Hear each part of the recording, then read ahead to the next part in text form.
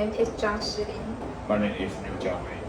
Today, to explore about entrepreneurship and concept and theories, we would like to conduct an interview with Mr. Busan Mehta, the CEO of Unispecs Technologies private company.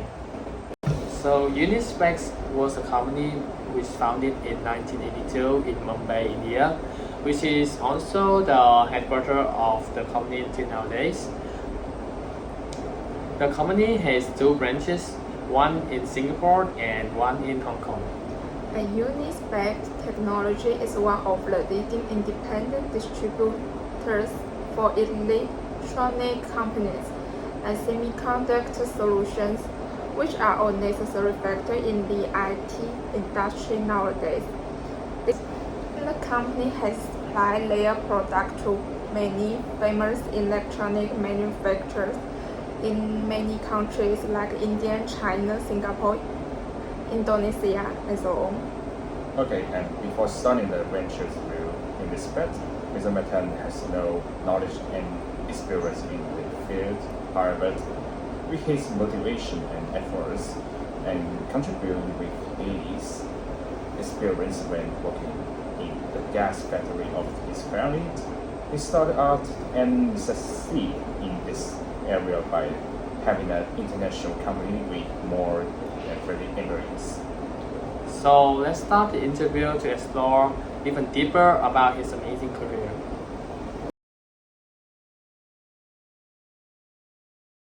Welcome to our interview with the director of Unispec Technology Private Company.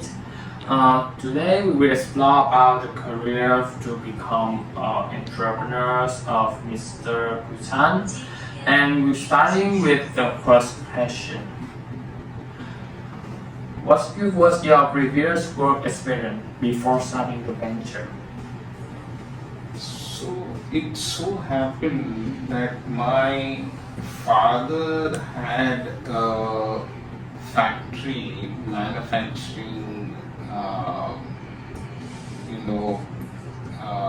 gas and gas equipment, particularly gas stoves.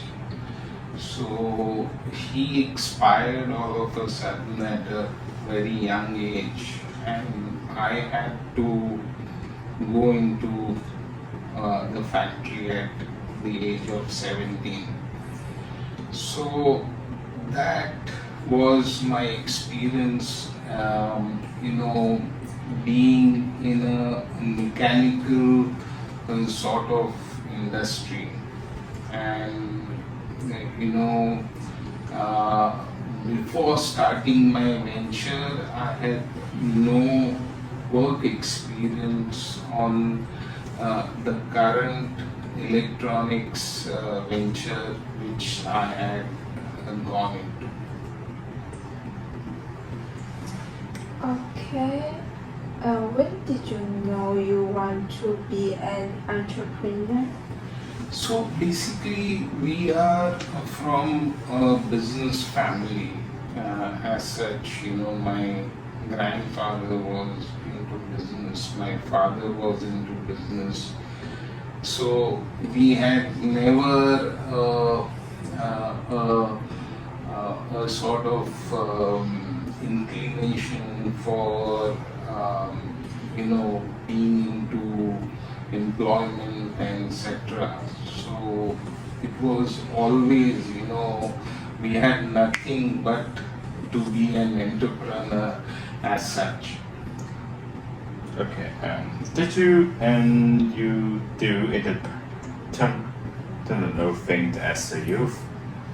Yes, at a very young age I had to enter into business, so I learned a little bit of the streets when I was pretty young, and in between, we used to have such type of fun fairs where I used to have stalls or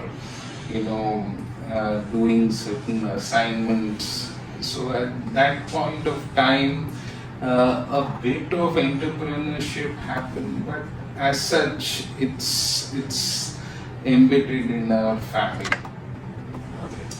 So, what business characteristic did you build on along the journey of developing your business? So when we had started small from our home, and as we gradually progressed, you see, we had to involve a lot of you know on the logistics front, by air, by sea, by land, to different parts of the country, as our customers were spread out all across India, even into the remotest places. So it all depended upon the where the customer was situated. So as we progressed, we had a lot of insight into the logistics also. As we progressed, we had better communications via email, internet, and based on the computer systems, etc. We also had developed our own ERP software to do our inventory management, as well as billing, and our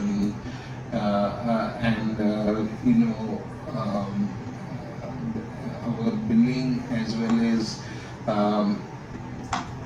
our management of finance and accounts. So all these characteristics helped us a long way into developing our business, and thereafter, when we started exporting to other countries, we set up this office in Singapore and warehouse to cater to the worldwide customers. Okay, and what's the long-term goal of your company as of now? So long-term goal is, you see, we are independent distributors for electronic components. So our long-term goal is to be a franchise distributor of all these national companies who manufacture these integrated circuits, etc., across the world, and to have a reach we are already exporting to more than 20-30 countries across the world, but we still see a very big potential to have offices in those countries, and with language, so that we can overcome the language barriers and the customs and the ways and means to do business locally, which will make our business more better and more efficient, as well as we may progress there. Okay, and did you raise orientation change as the venture group?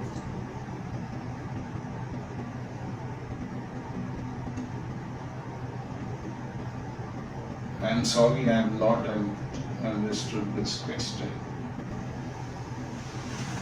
Just cut this one first. Different. It's okay, you can cut it out later. What's the Because like this question like related to the risk taken propensity of your company. Like, do you want to take more risk now or in different period in the past compared to different period in the past?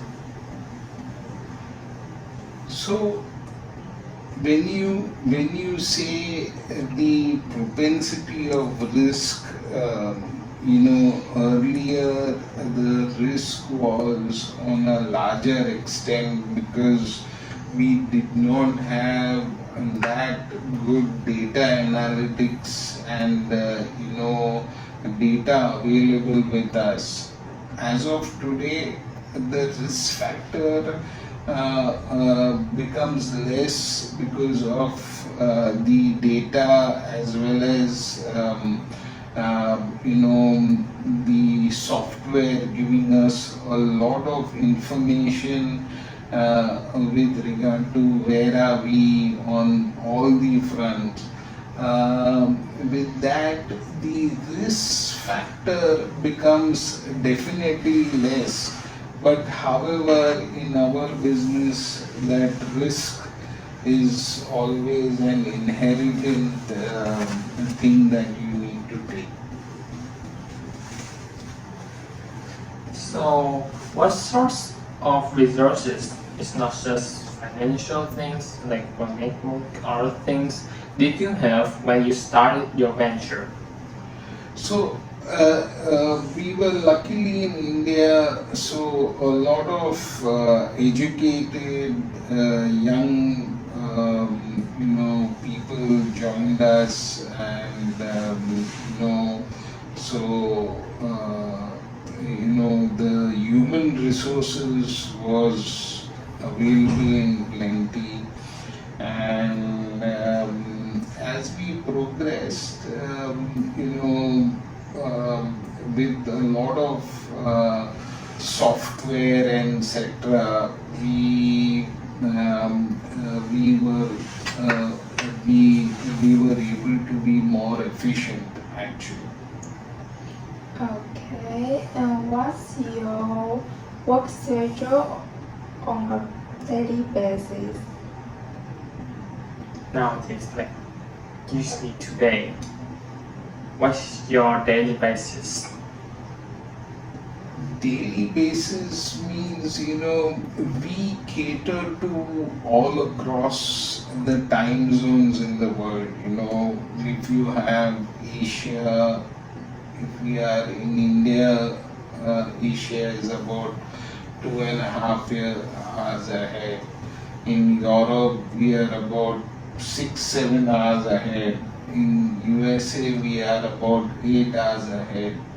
So our day normally starts with 7 o'clock in the morning right up to 9. Our working hours are around 10 o'clock in the morning to 7, but a lot of our people even work from home. I see. Okay, and what sorts of network did you have? Nowadays, What do you mean? I'm sorry, I didn't understand this question. like after doing your business to become successful business, like how did you create your network to have a successful business? So how did after you gained your success after the first time you joined, how did you further divide your network Yes. to expand it even more? So when we look at it, you see, networking in sort of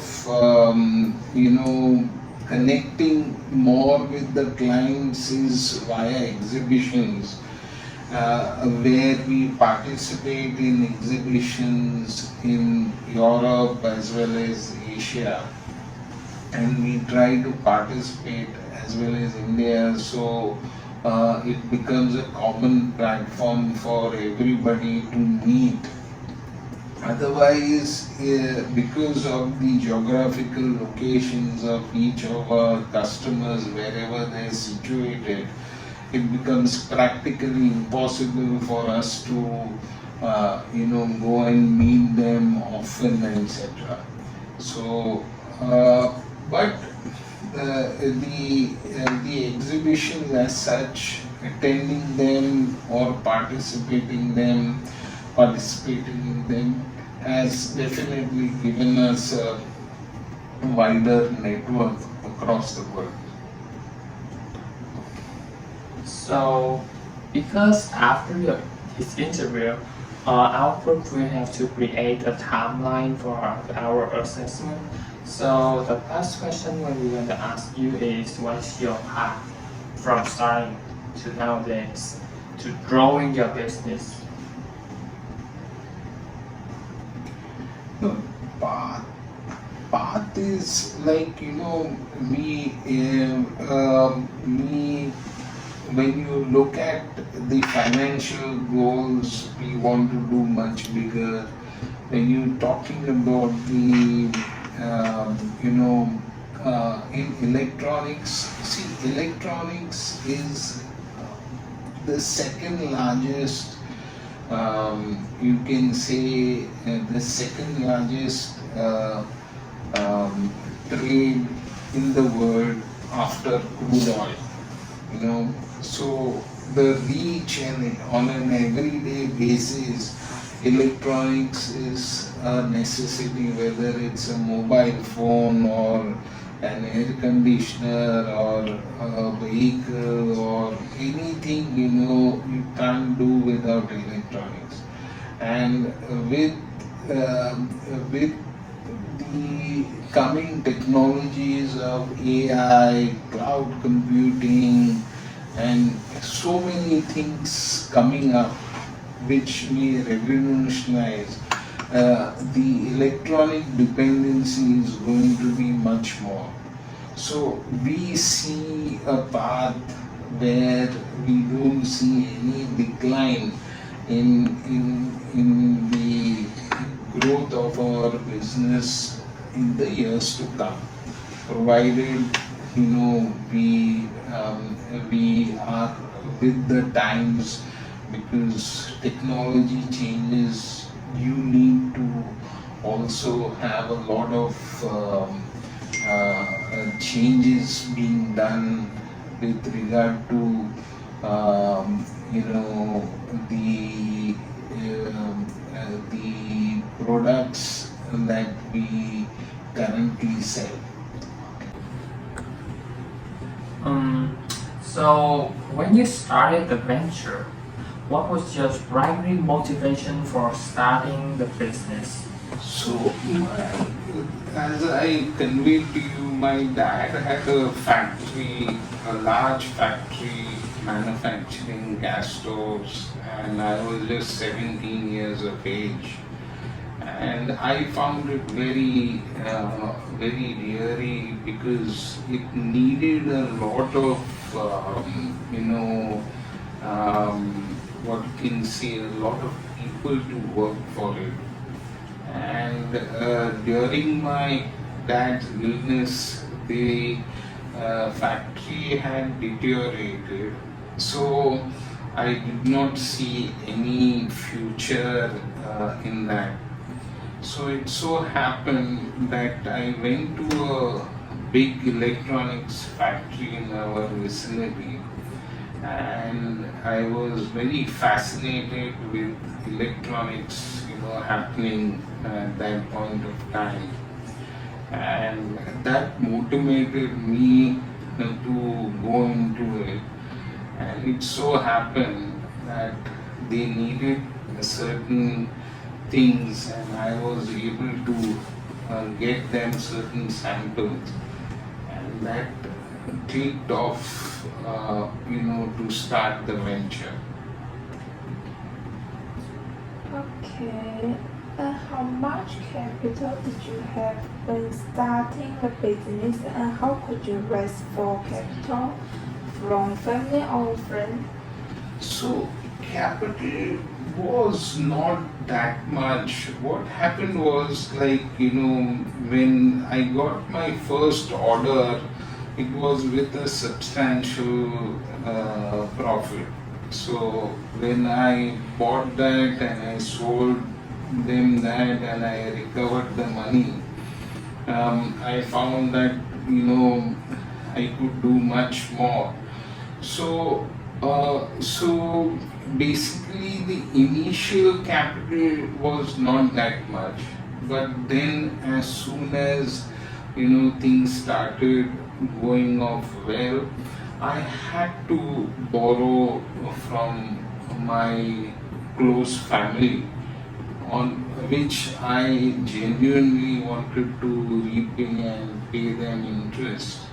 So it was mainly from close family who knew me and who gave me an initial capital. Okay, and how concerned are you with control when starting the ventures and maybe to explore the entrepreneur's need for the control of the ventures and maybe it's the people or for decision making? See, when you are doing a business, when you start a business, your mindset, your thought process, your way of thinking, and would be pretty different than you would have, like-minded or probably good partners. So when I started my venture, I did not have anybody. So the control was 100% with me, and I would recommend that one person should have the control to make things go your way. While you may have certain people to take guidance and take their opinion, but I think control, if it lies with you, can be an advantage for you.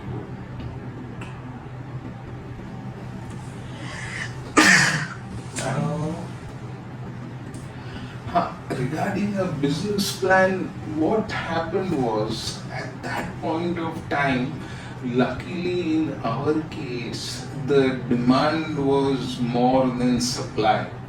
So it was like if I had 1,000 units of a part which I had to supply, there were people who wanted 10,000 units. So it was not very difficult to find customers. It was absolutely difficult to find the product to sell. So by that way, we were able to progress in the business without much of a sort of a plan on paper. So when you grew your venture, how have your goals and values changed compared to when you started the venture? See, goals, because we went leaps and bounds in our business. Our business galloped in such a way because of the sheer demand from the customers. Customers were actually original equipment manufacturers manufacturing telecom equipment, etc. in our country, which is India. And at that time, the entire telecom scenario was revolutionized. From the old mechanical telephone exchanges to digital telephone exchanges. So the goals what we had was like, we were just going leaps and bounds, and that happened for almost like, a 3/4 of a decade since the venture started. And values, when you look at it, we had never compromised on giving any wrong product or any substandard product to the customers, because in electronics, when you are talking about professional electronics, like you have a big telephone exchange running in your vicinity or an area, maybe like Singapore or in Bombay, India, you can't have a collapse of the equipment if you deliver a substandard part. So our emphasis on quality was from day one. We have never compromised on the quality, and that has taken us as of today. Currently, people respect us over so many years for only selling quality products. Did you make assumption when you first start or the subsequently proved to be wrong? What sorts of inside working? So in business, you can't be absolutely correct for everything. Certain assumptions have gone the right way. Certain, maybe, in our field, stocking up for a customer, and that customer has,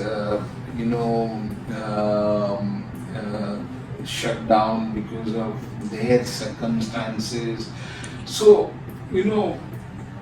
as such, business is a risk to an extent. Doing all the homework and assumption and planning can take you a long way. And in certain factors where you just don't envisage the result, then you may go wrong. But insight is that without risk, you can't progress and can't be successful in business. Okay, and did the typical work that we change as a venture group in terms of how much time the ventures required and how do you allocate your time? So the typical work means when we started off, we were just about 4-5 people working from home. Then we had to have an office. Then we had to have multiple offices, and the input of traveling, of being there, and at that point of time, email was existing, but you see, we still didn't have full communications with all our suppliers based abroad, etc. So we grew, and there were a lot of people involved, and time was like, it was not actually a time as such, from morning 7 o'clock to night 11, we were just working, and that's how it was, So it was not something that, we could cut off, after 5 o'clock, we can't work. Otherwise, that means it was all the while preparing for the next day, and there was the work was too much, even to fit in the day. Okay. And what key mistake did you make along the way? Or some of the key lessons learned? See, mistakes do happen. You trust somebody, you deliver more than required, thinking that customer will pay. You buy a material which lies on your shelf for years.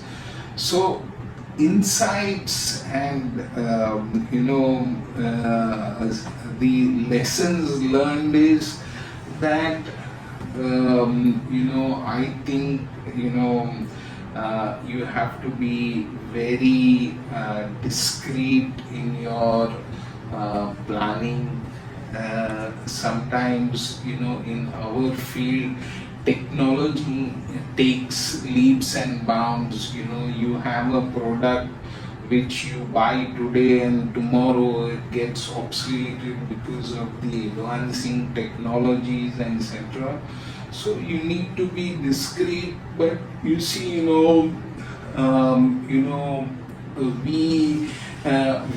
are not that sort of what you can say technologically advanced. Okay, you understand what is going on today, AI, cloud computing, so many things are going on, but like you can't envisage what is going to happen in 5 years. Okay, you understand that technology is going leaps and bounds, but you see, you have to look at what demand and what supply and what customer requirements are today. So, but definitely you need to do better planning, better data analytics, better discretion in whatever you do.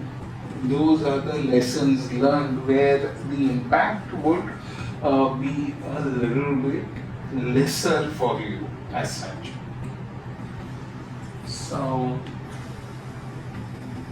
if you have a chance to do everything over again, what would you do differently? Well, differently, we would have, if it was like if everything had to be done again, I would be more than willing to be in the same situation. But yes, I would try to procure more, and I would have taken bigger risk because at that time the demand exceeded supply. But yes, at that point of time, when we initially started, we had just one or two computers. A lot was done over by hand or notes and planning on the paper. We would have done it more systematically, more on a part of data, what you can say, data analytics, where we would have been more clearer and we would have been able to penetrate a larger volume or larger area than what we would have had done earlier. Okay. What advice, based on your experience, do you have for students interested in studying a venture today? One person has to be honest, very passionate about their work, and there is nothing as a cut-off time. You have to be so dedicated to your work, and that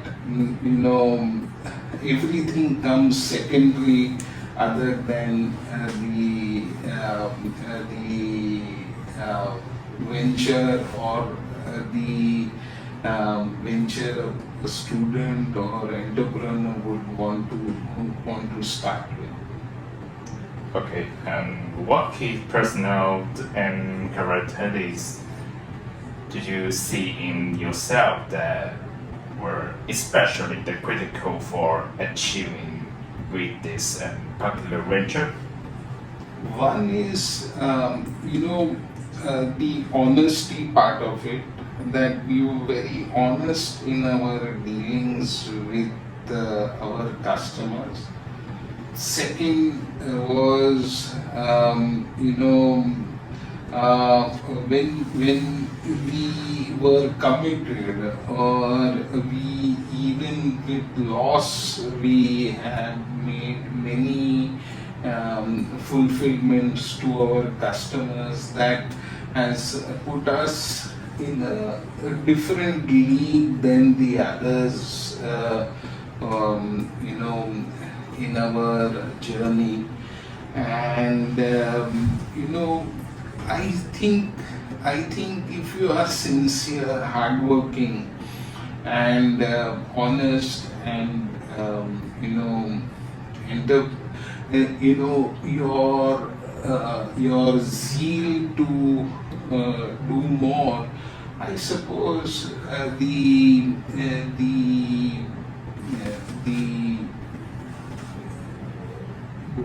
the ground, or the this is limitless, right? You can really achieve whatever you think, or you put your work or efforts into.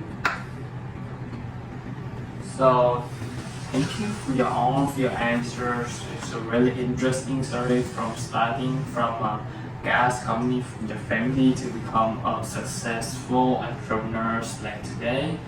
I'm really thank you for all of your answer, and that's our interview today.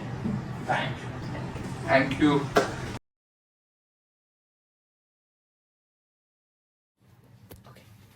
So 1985 was when my father expired, and I had to go into my gas company which my father had.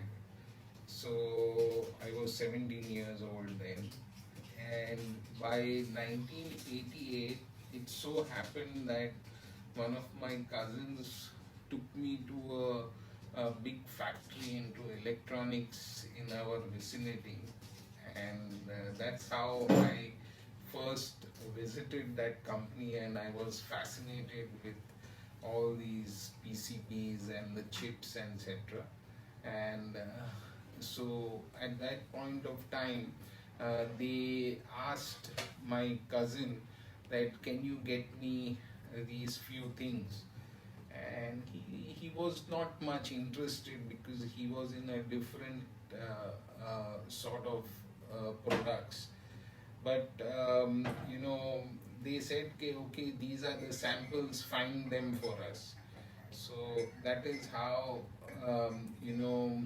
I got those samples with my own intuition, and I went down to Bombay, and I visited certain manufacturers and shops, etc., and I could get those equivalent samples, and I went back and I gave it to them, and they approved a couple of them, and that is how I came into this business. That was my initial order in 1988, 89. I don't exactly remember the date, but that's how I started, and the entire and gradually we grew, because at that point of time it was very small business of catering to that company only. And sometime in early 90s, there was a big demand for electronic components used in a new technology called CDOT, which was the Center for Development of Telematics, where they came into new digital exchanges called 128 racks, 258 racks, etc. which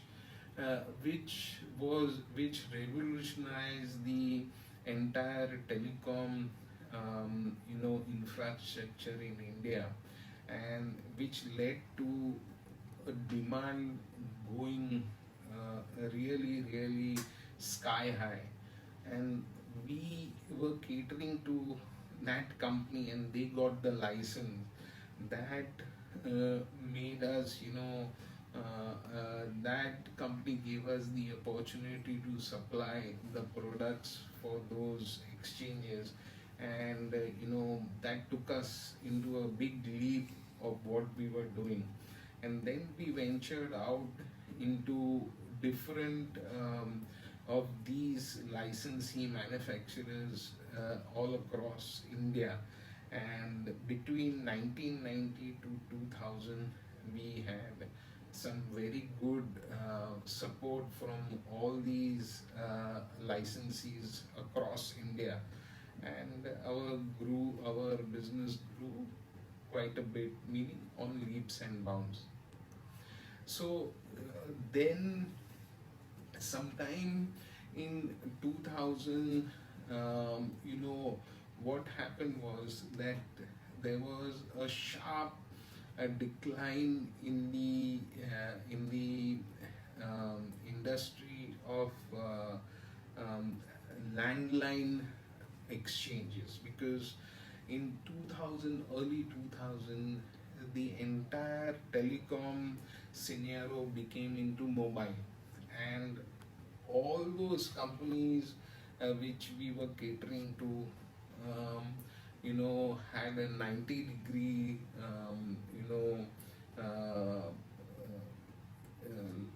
you can say a 90-degree downfall, which led us to look at into other markets.